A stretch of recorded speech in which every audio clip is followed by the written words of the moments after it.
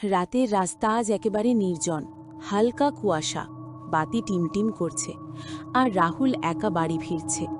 রাতের এই নিঃশব্দতা তার হৃদয়কে অচেনা আতঙ্কে ভরে দিচ্ছে। আজ অনেক রাত হয়ে গেছে, রাস্তা এত খালি, মনে হচ্ছে কেউ নেই। তবে কখনো কখনো অচেনা ছায়া লুকিয়ে থাকে, আর আজ সে ঠিক রাহুলের পেছনে।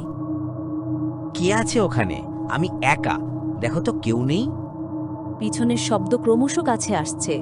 রাহুল পেছনে ঘুরে দেখলেও কিন্তু চারপাশ ফাঁকা।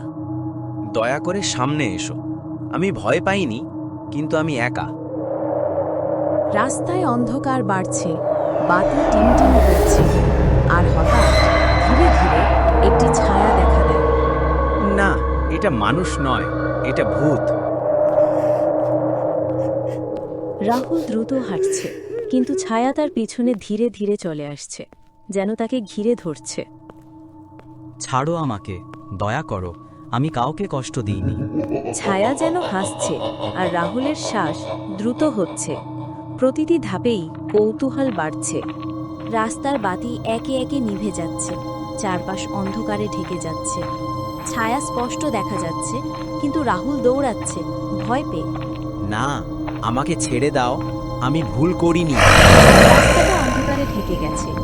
রাহুল কোথায় হারিয়েছে কেউ জানে না, কিন্তু ছায়া এখনো লুকিয়ে আছে। ছায়া রাহুলকে ঘিরে ধরেছে, কিন্তু সে হঠাৎ একটি ছোট গাছের পেছনে লুকায়। হা হা, এখন কি করবে? ভয় রাহুলকে শান্ত হতে দিচ্ছে না, প্রতিটি পায়ের শব্দই তাকে কাঁপিয়ে তুলছে। ভোরের আলো আসে, রাস্তাটা আবার শান্ত। রাহুলের ব্যাগ পড়ে আছে, আর সেই সাদা ছায়া যা রাত জুড়ে তাকে ভয় দেখিয়েছে ধীরে ধীরে মিলিয়ে যায়।